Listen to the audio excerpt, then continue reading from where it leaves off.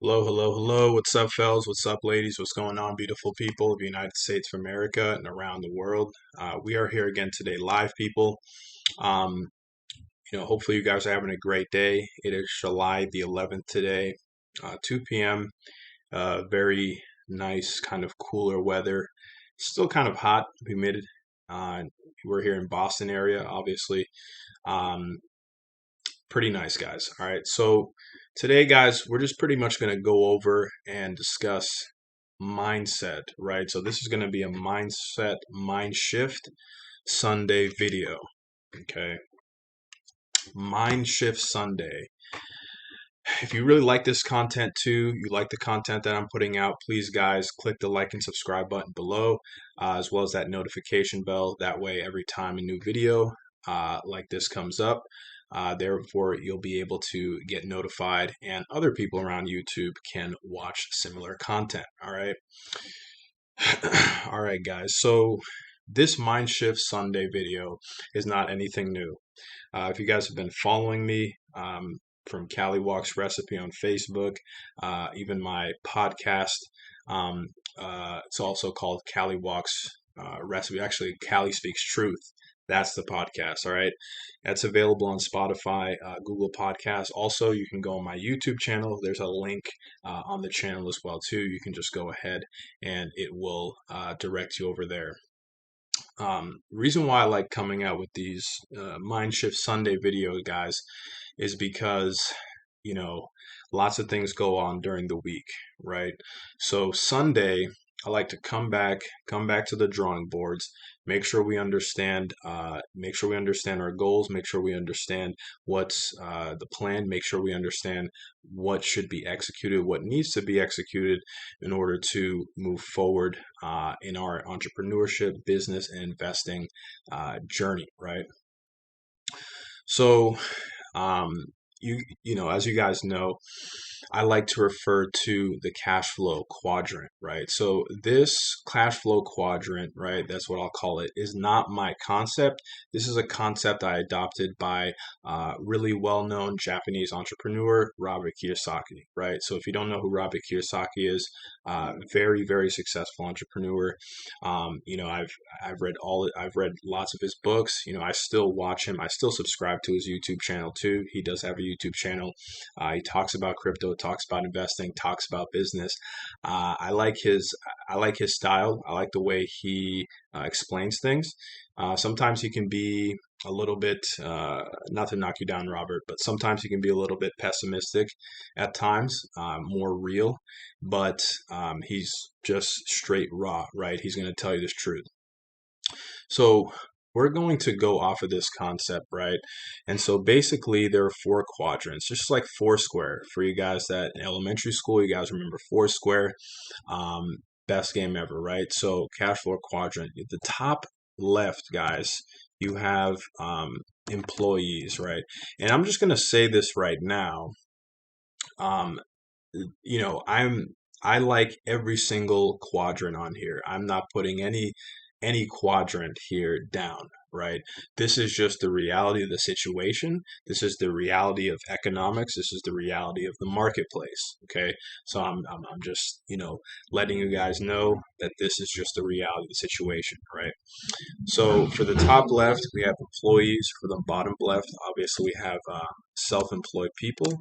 Okay, so employees would be people that work at Dunkin' Donuts, people that work at for a company, people that work obviously maybe for Walmart or for retail.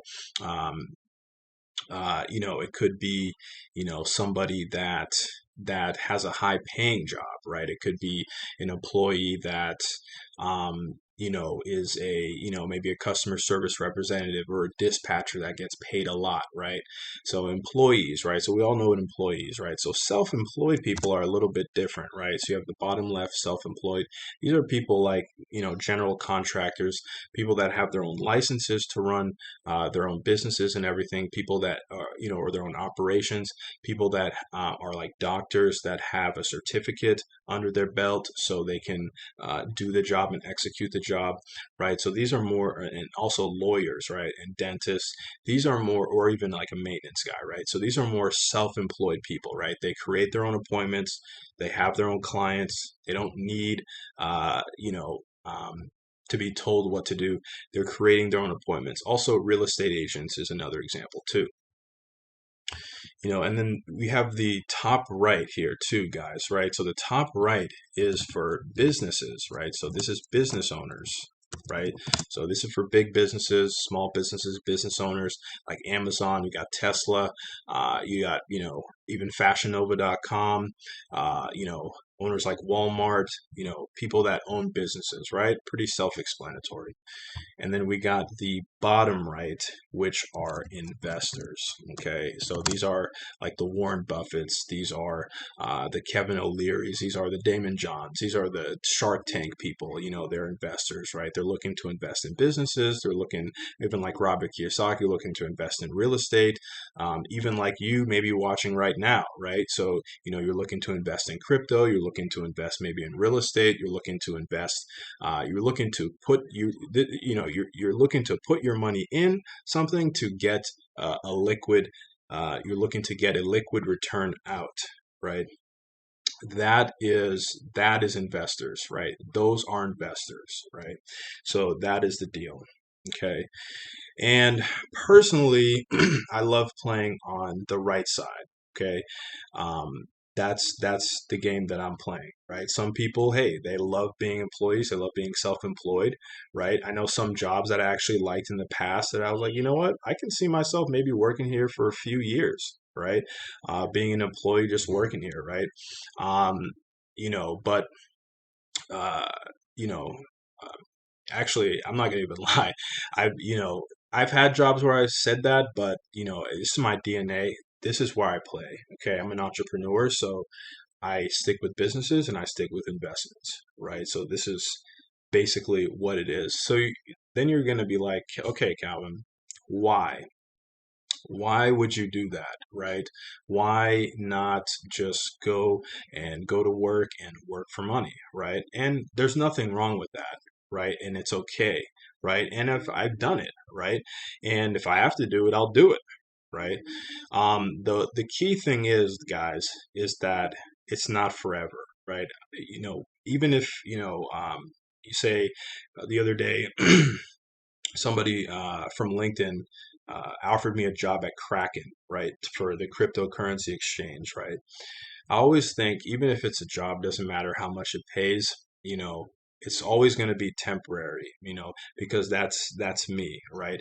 Again, not everybody's the same. If you really like what you're doing and it's feeding you, then you've won, right? And you have a good lifestyle, like you've won. So there's not really a right answer. This is what is going to be good for you, right? But since this is an entrepreneurship, this is a business, this is an investing channel, we're going to be sticking to, I want to have that mind shift your mind over from the left hand side of the quadrants over to the right hand side, right? So, once, so as employees too, we all get hit with taxes, right?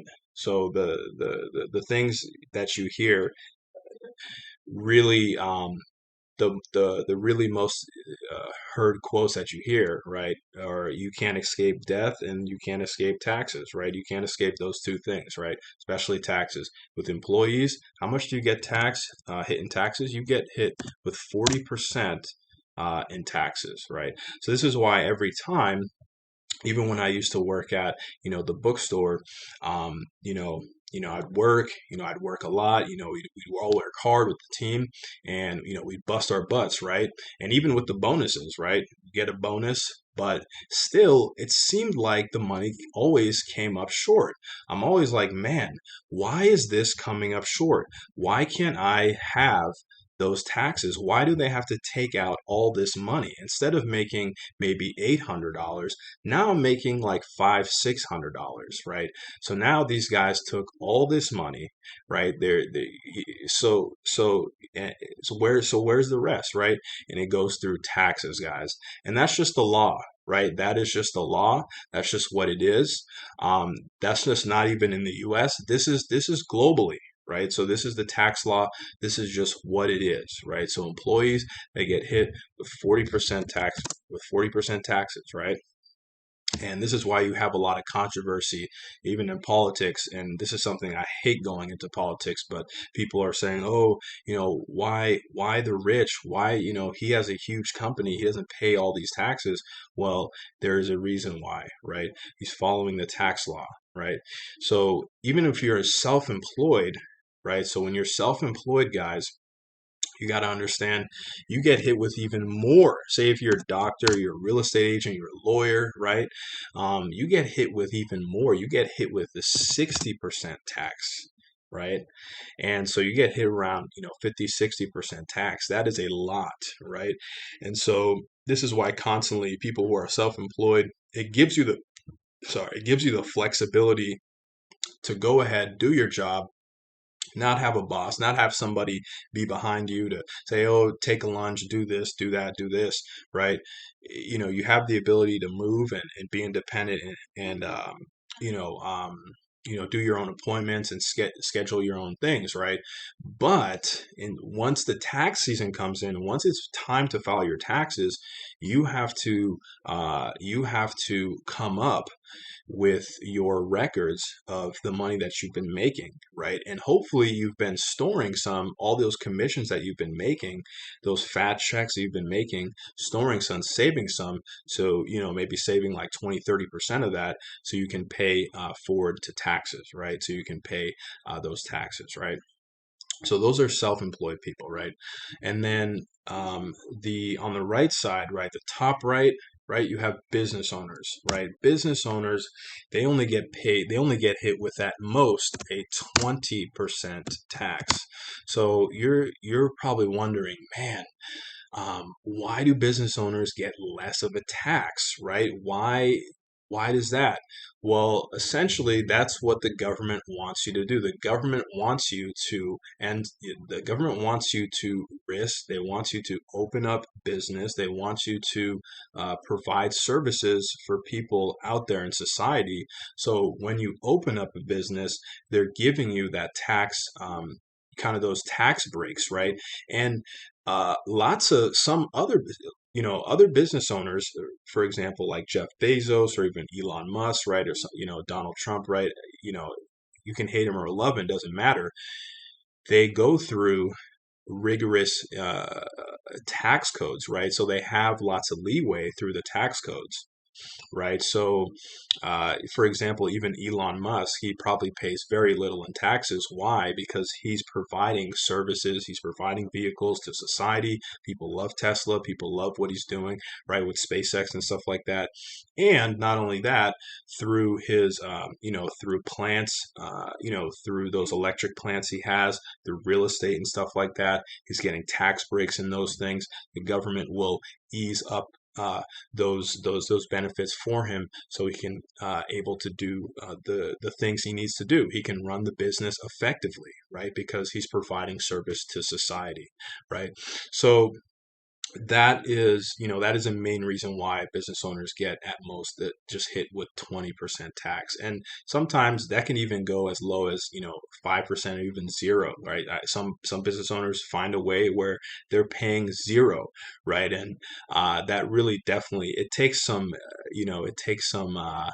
mental work and some research and some digging, and once you find the right information in order to do that, it's just amazing, guys, right? It's just awesome, right? And then lastly, guys, the fourth quadrant is the investors, right? So for investors, right, they get to pay 0% tax, right? They get to pay up to 0% tax.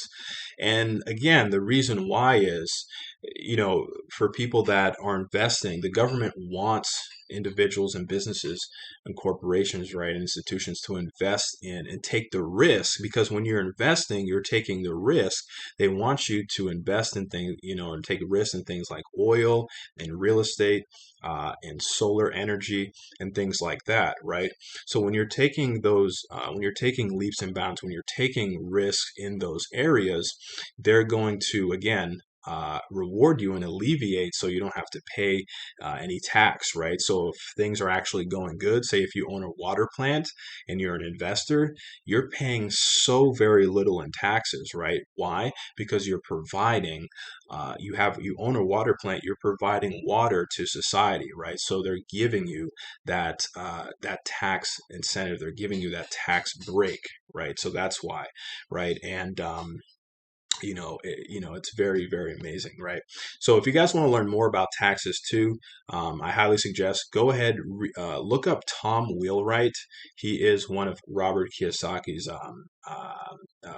you know tax guys as well too, and like a rich dad advisor too. You know how rich dad poor dad, he's a rich dad advisor, and he knows a lot about taxes. And if you read his book Tax Free Wealth, it's amazing, guys. You guys can find it online, you guys can buy it in stores as well too. Tax Free Wealth, very, very amazing. If you plan to go into business or investments and you don't know a lot about taxes, get that book. It'll change your whole perspective, right? And allows you to really see why business owners and investors get less of a tax, put on them, and get more of a tax break, right? So those are the four quadrants, guys, right? So this is Mindshift, right? This is Mindshift. I want to get into the concept, okay, because of the atmosphere and because of the times of what's going on, right? For you guys that follow me, I really appreciate that. The channel is continuously to grow. I like that. For you guys that are in the crypto space, for you guys that are taking risk in investing and stuff like that, but you're losing, right? You're losing, right? You're losing. You and I'll give an example. For example, just like troncase yesterday, right? For example, like troncase.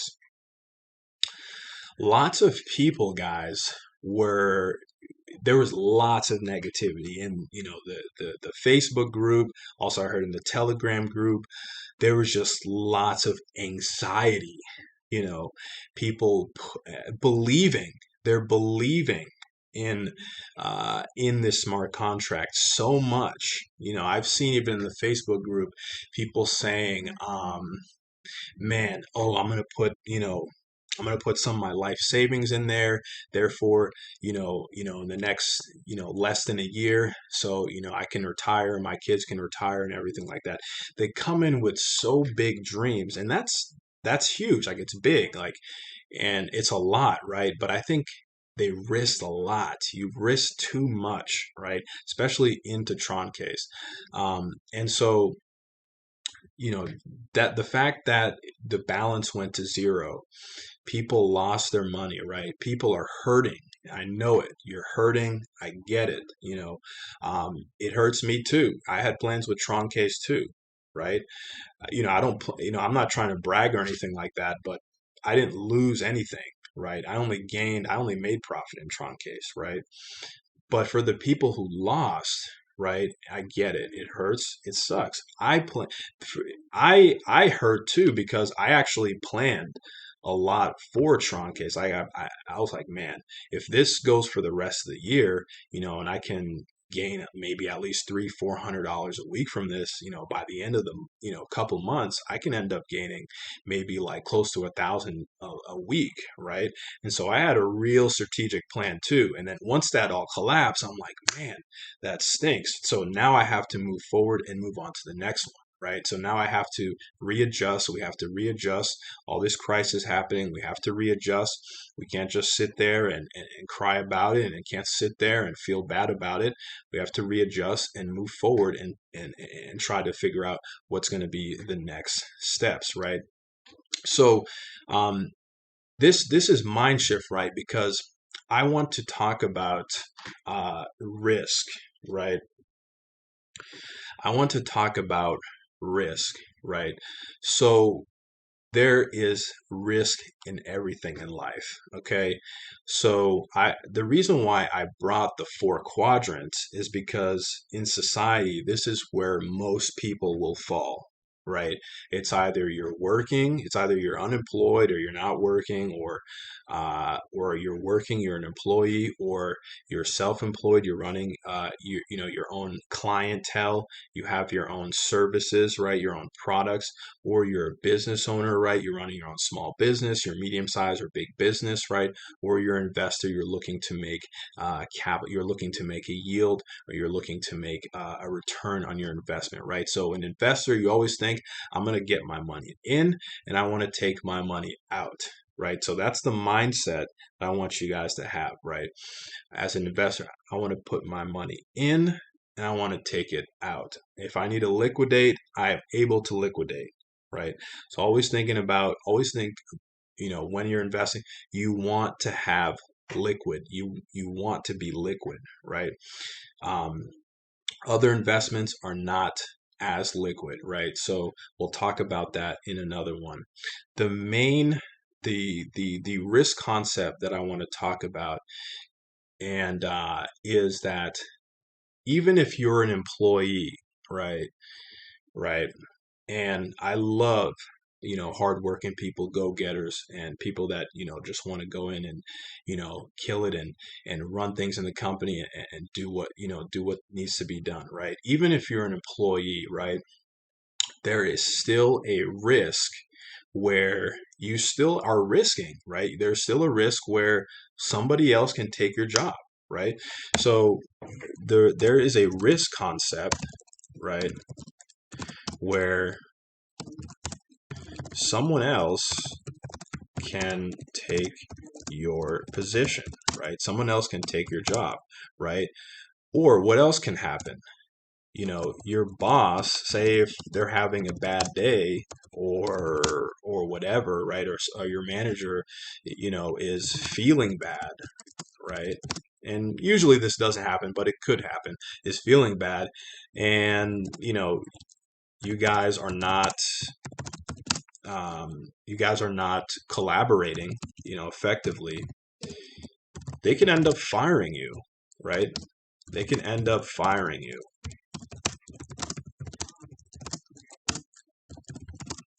right? And so you are at the mercy of how they feel at the moment, right? And usually with employees and business, feelings really, you can't really do this now. It's hard to do this now because there's a lot of HR and stuff like that too, which is great, and boards and stuff like that too, to figure out what's going to go, what goes on, right? So if an employee is doing their job and a boss just simply doesn't like him because, oh, I don't like him, you can't fire somebody because you don't like them, right? Because if they're doing their job, they're respecting people, and HR sees you doing that, the actual manager can actually get fired, right?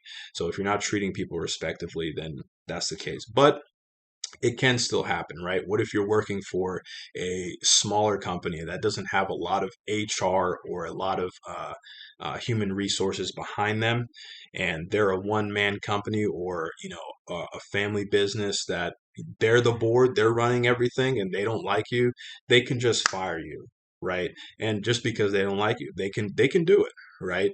Um, that's just what it is. It's not ethical, but they can do it, right? So that is another risk where if you're an employee,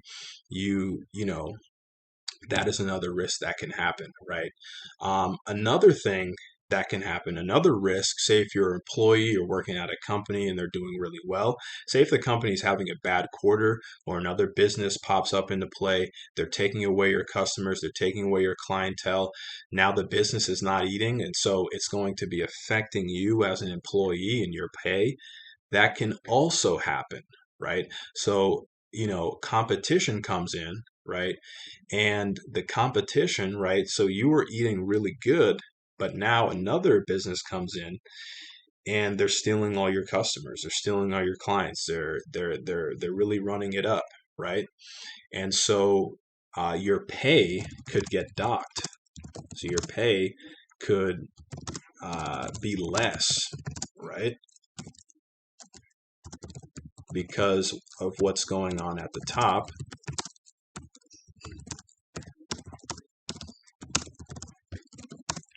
Because of what's going on at the top and of, outside forces, outside competition, right? Right.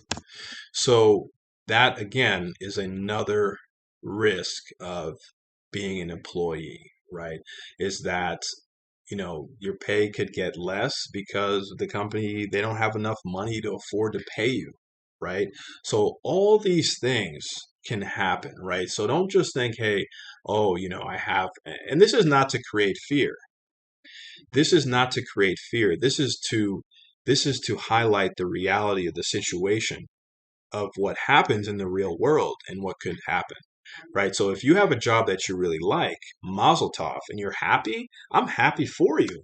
High five, let's get it, right? But if something ends up happening, right, there that is a risk. Someone else, if so say another thing that could happen too, and that's happening, is that older folks that have been in a company for years and years and years, right? So say, about a decade, 10 years, right? Um, the HR, all these big, supervisors are looking to hire somebody. If you're costing them a lot of money and somebody else is younger and will get paid less money than you are, and they can do a better job and they have more qualification, that company, that person could steal your job. That person, they could relieve you and say, hey, we don't need you anymore. We're going to have somebody else take your position. And again, it's not up to you, right? Because it's not your business, right? You are just an employee there, right? And there's nothing wrong with that. You're a hard worker, right? And if you're an employee, if you're in that situation, I would definitely have a talk with HR and the supervisors and say, hey, this is not fair, right? I offer way more to the table, right? So therefore you'll have to come up with a comeback and a meeting, hopefully to have with your higher ups to obviously keep your job and to fight for your job, right? So you have to fight more for your job, right? Even though you're getting paid pretty good, but they're trying to save money and cut costs, so they're going to hire somebody with for less that has more talent and skill that can replace you, right? So again, that is another risk concept of being an employee, right? Now, for self-employed, what are the risks? And there's plenty of other risks of being an employee, right? But what are the risks of being self-employed, right? Right. So what are the risk concepts of being self-employed, right? Well, if you're self-employed and nobody's telling you when to come in, when to clock out, when to go to lunch, how much you're going to get paid an hour, when you're getting paid, you're generating clients all on your own, right? So that means if you're not on your game, right, that means you don't get paid, right? So if you're not on your game or bringing in clients, then or bringing clients, then you're out of luck. You're out of luck, right? You're out of luck, and it sucks, right? Right. So say for example, I used to be a real estate agent, I used to work for a real estate company, right? And I used to specialize in rentals and especially parking spaces in Boston. That was just my forte. I used to just rent out those parking spaces, easy, easy. And those rentals too. Those rentals they get good commission. Sales, I wasn't really into sales. I showed maybe a house or two. I didn't sell anything. I just rented apartments. And I stick to parking spaces.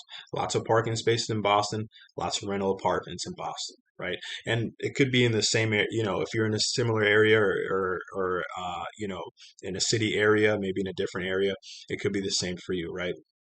But, if I didn't bring in clients or if I didn't, run ads, if I didn't respond to emails, if I wasn't answering calls, if I wasn't scheduling meetings, if I wasn't scheduling appointments, I would not be able to I wouldn't get paid, right? If I wasn't looking to close deals, I wouldn't get paid, right?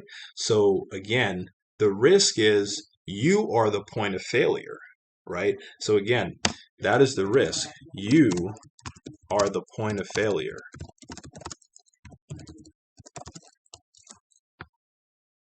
right? So if you're the point of failure, that means you have to be on your game. Let's say that again. You have to be on your game as self-employed. And you real estate agents know, right? And I used to only watch and hang out with people that were on their game as real estate agents, right? Not like who are half on their game, who are sloppy a little bit, who are on their game, right? Even if they didn't close, but they were on their game, right? And I've seen real estate agents that are on their game. And these guys, they're hustling guys, right? They are hustling, right?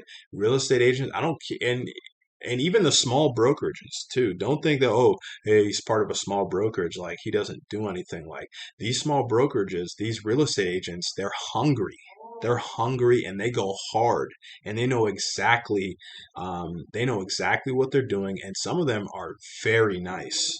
Like I've seen agents where, they hit commissions 20, 30, 40, $50,000 in a month, but they're hustling, right? They're closing deals, they're setting up appointments, they're setting up clients, they're going on showings, they're doing this, they're signing leases, they're making sure leases are executed by the landlord and stuff like that. They're calling landlords up to get listings and stuff like that. They are hustling. Right. So again, you got to hustle, right? So the risk is if you don't hustle, you don't make money,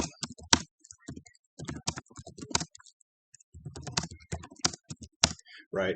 So if you don't hustle, you don't make money, right? Same thing, not even just real estate agents, lawyers, right? If you're not on your thing as a lawyer, you're not gonna make money. Even as a doctor, if you suck and people are coming to you as a doctor and you're getting them sick, you can get your license revoked, right?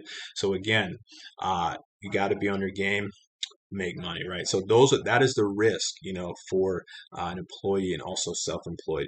Now let's go over here. What is the risk, right? And I'm pretty sure again, there's more risk of being self-employed and an employee. So if you want to label those, if you want to put those down in the comments below, put those down in the comments below. And maybe I'll learn something, and everybody watching will learn something too, right? So another risk too, guys, if we hop onto the right side, right, as a business owner, right? So what are the risks as a business owner, right? So what are the risk concepts as a business owner, right?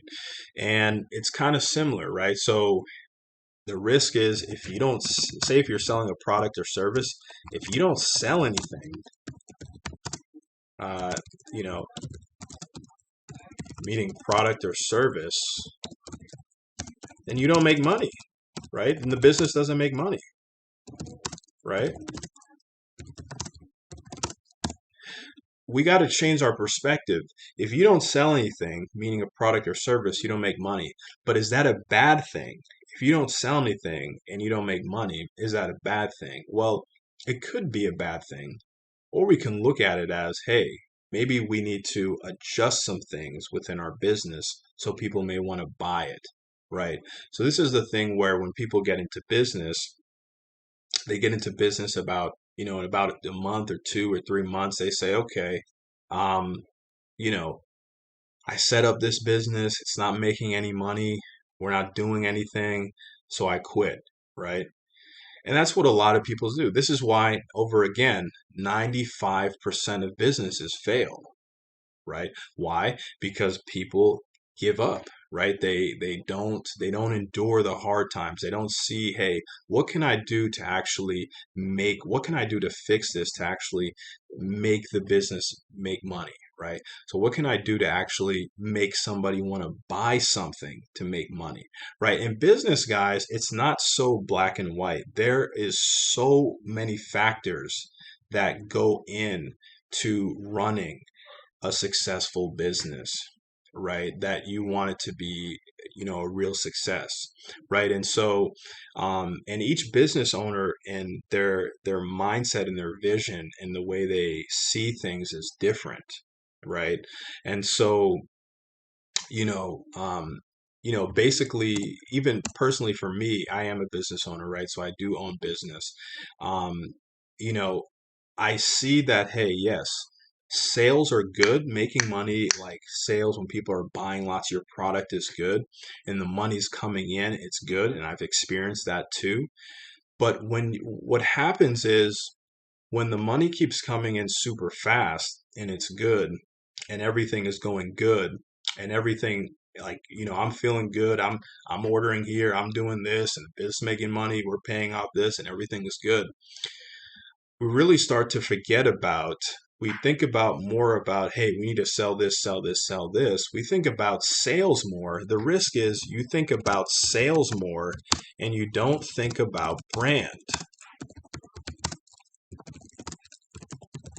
right? You think about selling more, but you don't think about brand. You don't think about your business brand, right?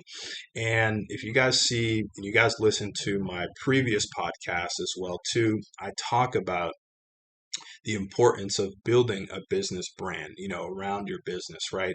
So not just creating an e-commerce website or, a website because you want to sell your products and service. And that's always good too, right? Say, hey, you want to sell some oils, right? Some beard oil or some seed oil or whatever, right? And all this stuff is really good, right? You have the best product, right? And you have a slight community online. So maybe 500 people follow your Facebook, right? And you have no Instagram, you don't have any Twitter, you don't have any Snapchat, you don't have YouTube, you don't have brand, right? You're not posting, you're not letting people know about information about what you're selling, right? All you're trying to do is just sell, right? You don't care about anything. All you say, hey, I want to sell, right? What's going to happen is, even if you have the best product, right, people will buy it, right? And you'll have people come in. You're not going to be at the best level you could be because you're only thinking about selling. You're not thinking about the overall business brand of your company, right? And so when people walk in to your store, it has to be more about the product itself, right? It has to be more about, when you say, I'm going to give you an example. When I say Apple to you, right? Like Apple is a brand. When I say Apple, different people, the first products that come into mind are going to be different, right? It may be an iPhone, it may be a MacBook, it may be an iPod Touch, right? But when I say Apple, right, there's something about that. When I say Apple,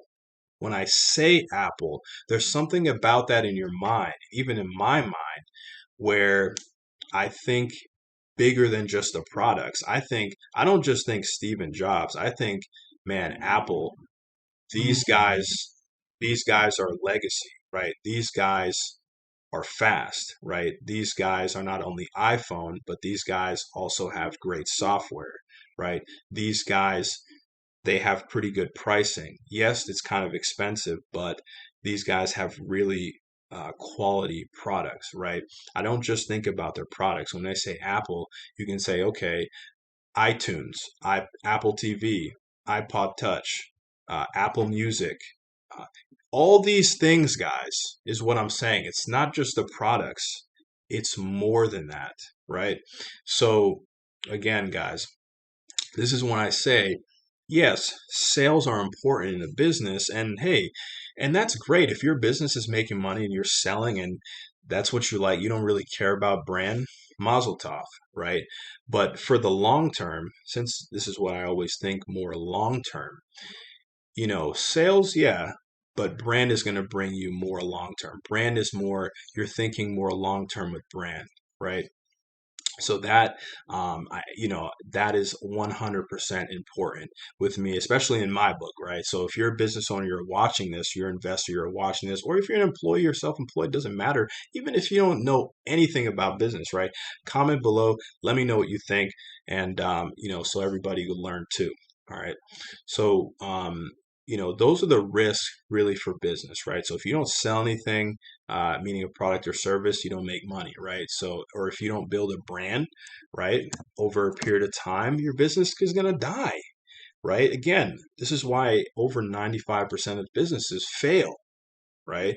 And let me tell you guys something. Just because a business doesn't sell anything and doesn't make money for the first few years, doesn't mean they're a failure. Amazon did not sell anything for the first few years, and look at where they are now. So you have to really understand that just because you don't sell anything in your business now, it's not making any money, right? Doesn't mean it's a total failure. And again, I talk about this more in my podcast. You can check it out on Spotify, Callie Speaks Truth, Google Podcasts, Apple Podcasts as well too. So don't just think, hey, or I'm not getting any clients, or things are running slow, or I sold more. So stick with it, right? If you're not selling anything, I would definitely start building brand for your company. Start being creative, right? Start getting into social media, start getting into the digital realm, start doing a little bit more research, get down and dirty in the mud a little bit. See, check out other businesses, check out other brands. How did they come up, right? Read other stories, guys. It's so funny. You would be surprised. A lot of the businesses that you see that really seem successful now, that were and before before these guys weren't even as successful. You didn't even know who these guys were. You'd probably look at them and think, hey, oh, who are these guys? They're nothing, right? But now you see them later and you say, oh, like Amazon, this is a powerhouse, right? Amazon, Jeff Bezos, powerhouse. Amazon, powerhouse, right? But when Amazon was only a bookstore, right, because they were trying to replace bookstores, right, on Google, you only thought Amazon. You were like, oh, Amazon, I don't want Amazon. What is this, right? What is this? All right. So again, guys, it's the process, right? It's the process of building brand, right? So there is risk in business, right? Yes, you can lose money, right? So, you know, say whatever money you put into the business, it's not working, right? You put in all that time and equity, it's not working. If you quit, you lose it, right? If you don't quit, you still keep going, right? So this is why it's important never, never, never to quit, especially if you really believe in the business and the product and services that you're selling, right? You're able to create brand and really prop it up and bring it up to life, right? So that's what it is, right? So those are the risk concepts of business owner, right? So now lastly, let's look at the risk concept of investors, right? So what is the risk concept of investors, right? So for you guys that are watching, you guys know I love investing into crypto. Um, I love, scoping out different DeFi projects, different cryptocurrencies to invest in, different stocks to invest in. I like having a sniper eye view and being able to make good calls and make lots of money. Okay. I feel like, that's a gift that I have and that I'm developing as well, and getting better at, right? So, and again, not everybody has that gift, right? So, if you don't, that's fine, right? You may have a certain bias, and all investing is, it's bias, guys. It's what I'm thinking may pop off is different than what you may think will pop off, right? So it's, again, it's all bias, right? And it's good, right? If I'm wrong, I love when I'm wrong sometimes, right? If I'm wrong, then I'm wrong, right? If you're right, you're right. That's cool, right? Um, that's just the game. That's the nature of the game, right? So the risk concept too, guys, right? So the risk concept of investing is that you can lose your capital, right? So say if you invest in an oil well, say for example, you say, okay, Calvin, okay, Bitcoin Calvin, I'm going to invest in oil. So I have an oil exploration. I have a team, and they're certified, and they're going to go into the Bahamas somewhere. They have an oil exploration, and they're setting up their drills, they're setting up camp, and we're going to frack for oil, right? And so I'm going to invest about $10,000 in that team. And so by the time that project is done, the payout is in 6 months. So the payout, I'll have about 50%, I'll make 50% profit, right?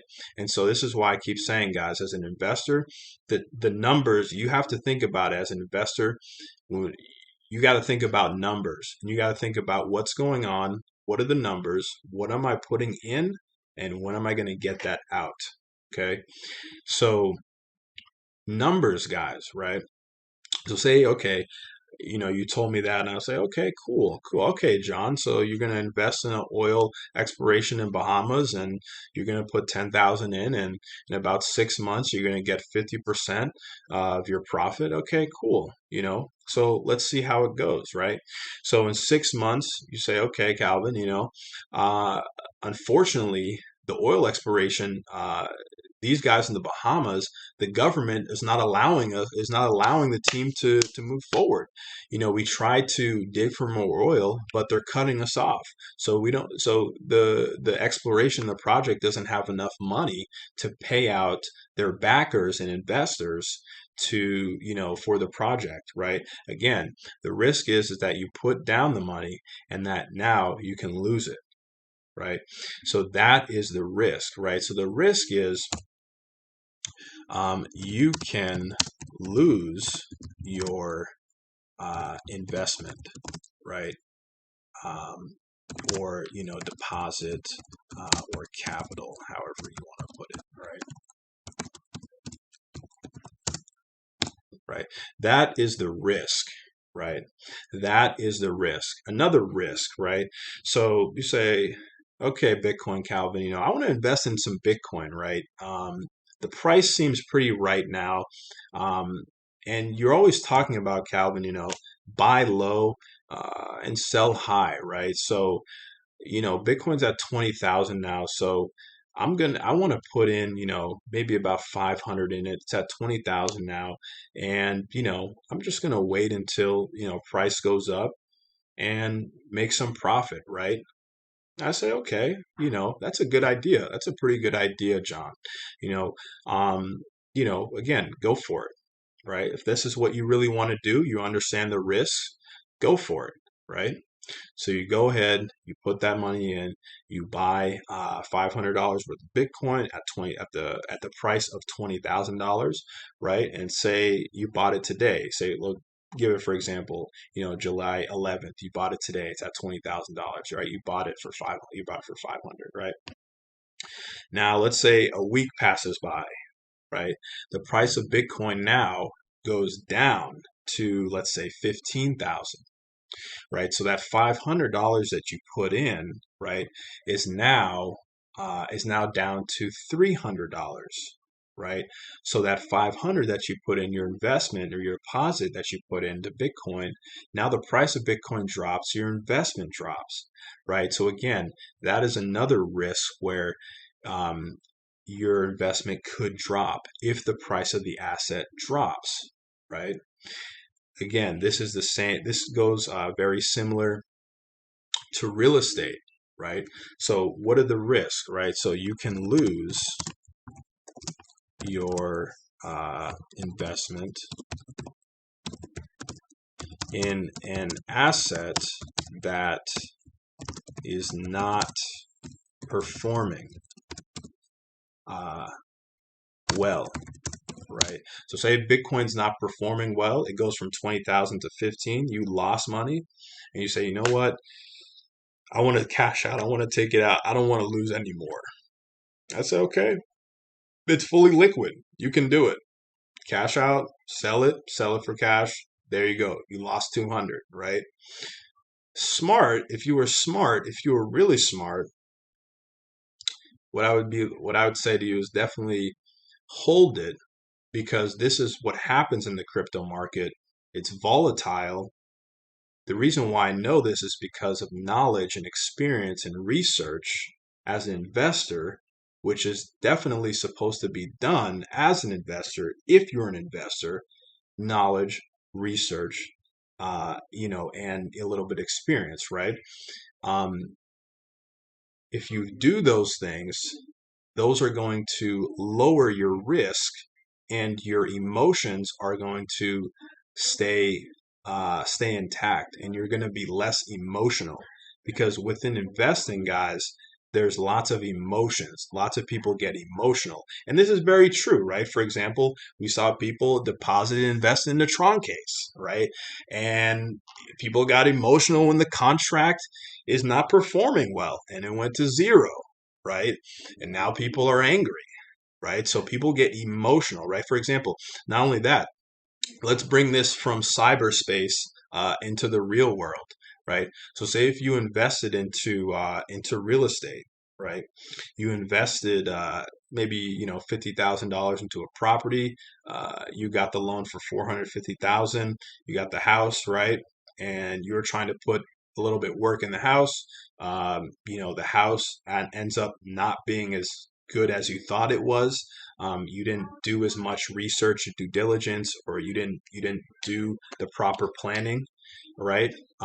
Meaning like you didn't get the proper appraisal, you didn't scope out the house, you didn't ask as many questions. Like with investments, guys, with investing, you want to ask all the questions you can ask, and you want to receive all the answers you can possibly receive.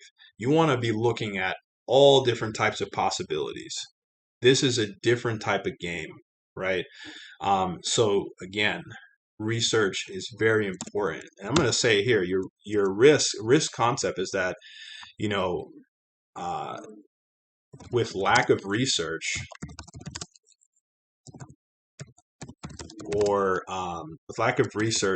or preparation, uh, you could lose big, right? So again, it's that research, it's asking those questions, it's understanding. And if it takes you, say if it'll even take me like maybe a month or two, of research, of really getting down to the nuts and bolts of being a real nerd before I say, you know what? Okay, now I'm going to put money towards this, and now I'm going to execute towards that. So if something comes across my desk, I'm not just going to say, hey, let me quickly put money into it, either an investment or a business or whatever. I'm going to put in research. I'm going to ask questions, right? I'm going to watch YouTube videos. I'm going to ask questions. I'm going to read articles. I'm going to talk to different people. I'm going to do whatever I can do to see if this is actually legitimate, if the asset is going to be performing well and has the potential to perform well. And then I'm going to take the risk to go ahead and do it. You don't go ahead and take the risk first without doing proper research. That doesn't make sense. You do research first, then you take the risk and you go ahead and move forward, right? So that is very, very important, right? So that's a very, very important concept, right? So that is, those are the risk factors of investing, right? So again, I love and I wanted to bring this cash flow quadrant, these risk concepts to you, right? Especially for you guys that are watching me, for you guys that are following me, for you guys that are listening to me. The reason why is because I want to get that, I want to get your mindset right, right? There is risk in anything, okay? There's risk in a lot of things, okay? So, you know, the key though, again, is doing the best and proper research that you can do in preparation that you can do and ask the best and most questions that you can and understand and just be like a sponge, suck in everything that you can and try to really understand and try to look at other use cases and see if other people are doing it. Ask them, see what's going on. If you want to ask me about something, ask me about ask me about anything, right? Ask the next guy, say, hey, have you tried this? Have you done it? Does it actually work, right? And that's why, even as investors, that's why I'm part of, investment groups and stuff like that. Especially, on Facebook and stuff like that, even on Telegram too, right? And for example, and also too, a really good note, really exciting. I will be making a Telegram channel too for, basically for liquid opportunities, right? So for you guys that watch, for you guys that have liquid opportunities that are, highly researched on, that are legitimate, that are low risk, that have a very low risk level, right? And you've done your research on them. I'm gonna allow you to bring that to the table to the Telegram group so we can see what it is, and move forward. And again, no negativity, no stuff like that, just straight facts, white paper, straight results, track record. That's all we want to see is straight facts, right? And so we can move forward. So I'll let you guys know once I end up putting that up, and you guys will be able to go ahead and join there too. But yeah, guys, that is pretty much what I wanted to discuss with you guys today, right? Is the risk concept, and I wanted to bring this out. Lastly, bring this quadrant out to you guys because again, I'm not saying working for money is bad, but it is a lot. When you think about it, we spend our whole lives working, uh, as a societies and globally for money, right? So you work to live, you work for money, um, and there's nothing wrong with that. But there has to be a point in time where you have to understand and you have to double down and you have to really get real and say, you know what? Money has to work for you. That is how I'm going to get to the next level, is if money is working for me. So how can money? So the next question is that you need to ask, and you always want to keep asking questions that way you're going to get to the best answer and results. How can money work for me? Right? How can money work for me? Right? And what are my beliefs about money and finances that have been passed down, that I've heard from somewhere, that somebody has told me, or that you know you know or whoever, that is really not true, right? So again, this is why, again, I question everything, and I say, is this real? And try to get the best answers, right? So that is just, I don't know, that's what entrepreneurs do. That's just what I do, and will continue to do, right? Even if the opportunity, if you bring me an opportunity that's really good, I will continue to question. I will continue to question it until I figure out and have not only a feeling, but say, okay, this seems like a really good opportunity, right? So I will keep questioning and do the best and do the research that I do before executing, right? And I think you should too, right? So um, have money work for you, right? That is another reason why I brought this quadrant out, to show you that there's risk in everything. Doesn't matter where you are in life. Um, working for money is okay. There's nothing wrong. You're going to get tired. everybody, we all go through life. For human. How do you want to live your life? How do you want to, where do you see yourself in, 4, 5, 10 years? And also, where are you going to be? And are you going to be okay financially? Right? Money is not everything, but it does make things easier, and it is a lot, makes things go around, right? So we got to understand that we can't just be chasing the bag. We got to have the bag chase us. We have to have our money work for us, right? It's going to outwork you every single time, right?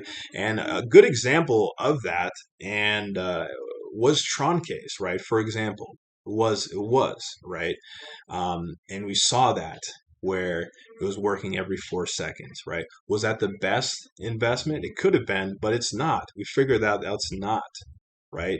Are there other types of investments that are much more safer and better, and where you have more control of your assets and it's more liquid? Of course there are. And again, there's never turn a blind eye to those as well, right? So investing, think of it, it's very like business. It's very broad. There's no one type of answer. It's not like law or doctors or dentists. You have to do the, or there's only one way you can only, do this surgery or extract this bone and do this. It's not one answer. There are lots of different opportunities where you're able to go ahead and capitalize on, right? It's just doing the research, the best research. Find what's interesting to you. There's lots of investments out there. You as an investor has to find what's interesting for you. Like for me, it's crypto, it's DeFi, it's blockchain, okay, and a little bit of stocks, right? Real estate, not yet.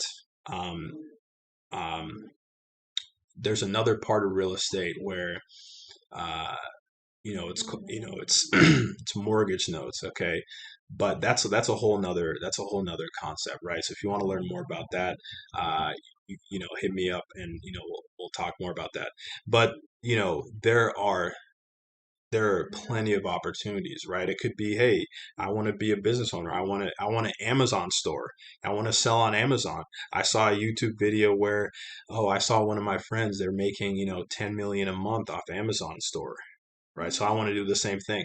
And especially we live in the digital realm, there is a broad spectrum of what can be done. You have to find, as an investor, put yourself first. What do I like? What do I think is interesting? And what is the research that I'm going to do to go ahead and move forward, right? So that is what it is, guys. That is what I want to come out and talk to you guys today. Hopefully, this definitely, kind of, soothes the soul after everything that's been going on yesterday with troncase. And if you guys don't know anything about troncase, you guys have invested in troncase, that is awesome, because honestly, you didn't miss out on much. I mean, you kind of did, but you didn't really miss out on anything, right? So, you know, really, if you guys like this content too, go ahead, please click the like and subscribe button below, and I'll come out with more content like this. All right. So I'll see you guys soon in the next one. All right. Peace out.